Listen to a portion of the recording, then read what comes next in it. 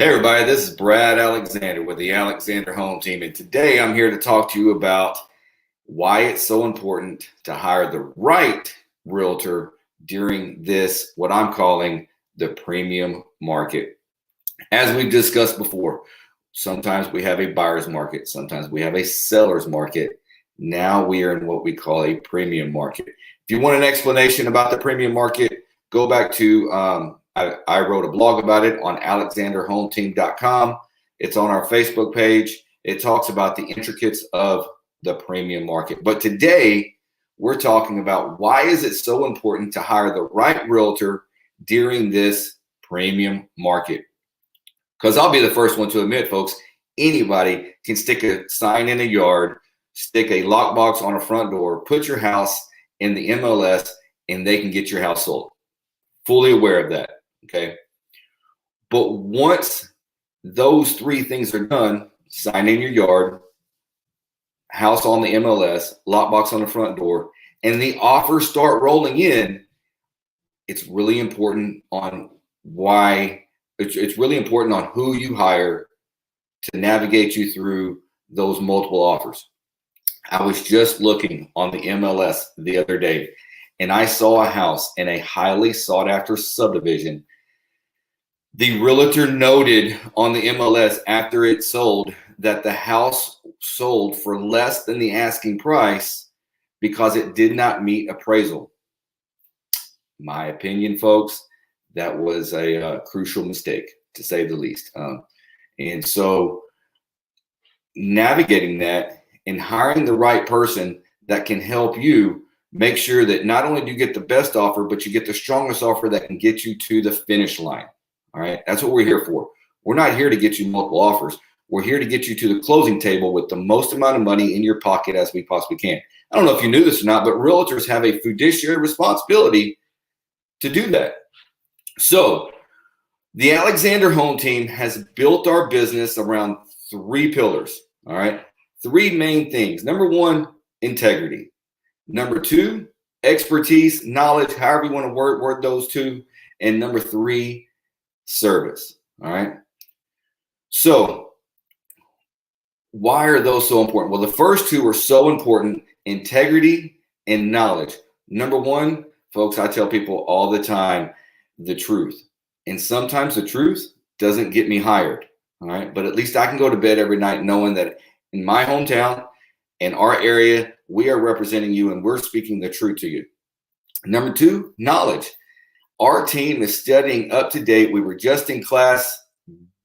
We spent an hour and a half in class this week looking at new contract changes to the state of Texas 1-4 contract.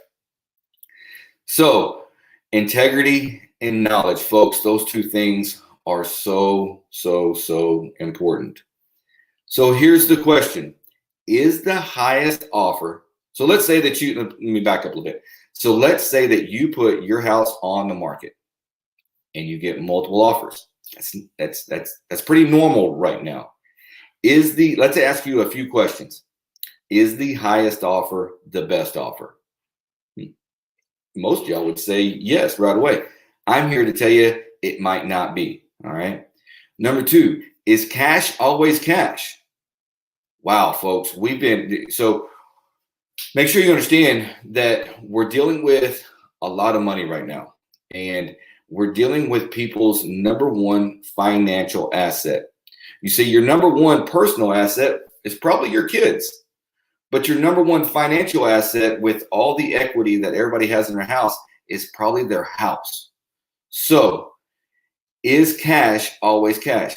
Not always, folks. We've got some realtors out there and some people that have figured out a way to write up offers to where they appear to be cash, but actually it's private lending portrayed as cash, meaning those houses still need to be appraised. See, a cash offer doesn't need to have an appraisal to it. Well, these offers do.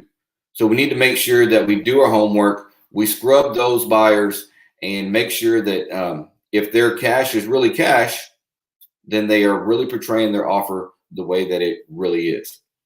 Because if the offer is not a true cash offer, then it still has to have an appraisal to it. And if it still has to have an appraisal to it, we're going to go to number 2. What is an appraisal waiver? You see, we have a lot of buyers out there that are signing a piece of paper that is called an appraisal waiver. That an appraisal waiver states that no matter what the house appraises for, they will still buy it, and they can still buy it. See, willing to and able, we got to make sure that they're willing to still buy it, but are they able to still buy it? Able to still buy the house means that they have the cash reserves to still buy the house if the appraisal comes up short. Let's do simple math. If the house lists for $300,000, if we have an offer for $300,000 and the appraisal comes back at $290,000, the bank is only going to lend on $290,000.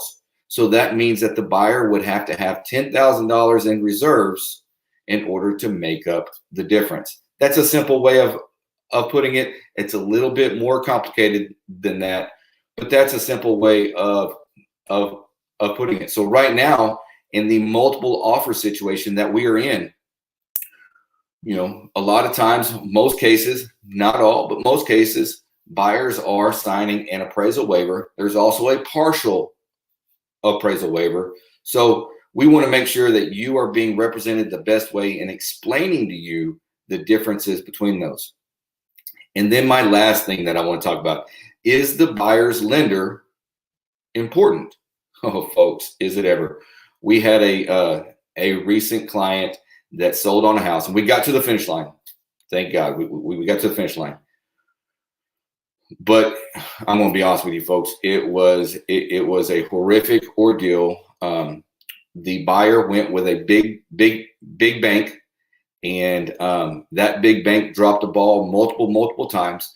We had to get a second lender involved, and kind of in competition to push the first lender, to push them to do the job that they were hired to do.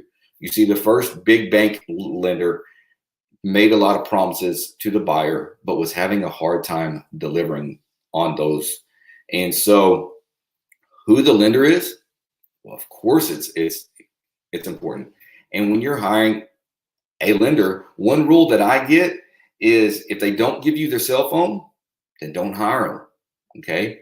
Because they're not going to answer your calls. And whenever we hit bumps in the road and buying the house, we won't be able to pick up the phone call and call the lender and find out exactly what's going on.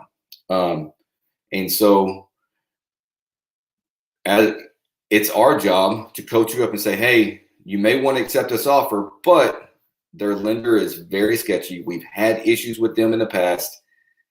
We may want to take $1,000 less to have a lender that is more advised, or ask the buyer, hey, we'll accept your offer if you will switch to a local lender.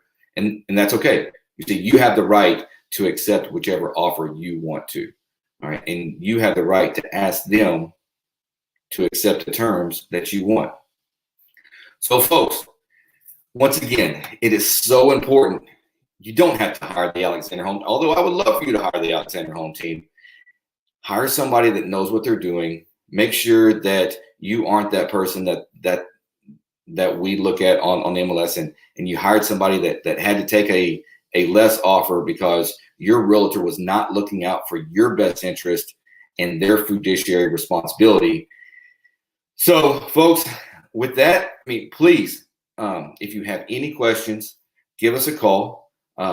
Please share this video so that it can get out widespread so everybody can know. Like this video, and if you have any question, please feel free to give us a call. That's 512-361-1568. My email address is bradalexander@kw.com. I try to make it as simple as possible. No dots, no dashes. And we're here for you, folks. We're here to serve you. If you just want to sit down and talk about, hey, what my house might be able to sell for, if I need to sell a house and buy a house, it's getting tricky right now. But at least we're here to speak the honest truth to you and let you know what you can honestly look for in selling your house. Once again, folks, I am Brad Alexander with the Alexander Home Team, and I'm here to make your dreams a reality.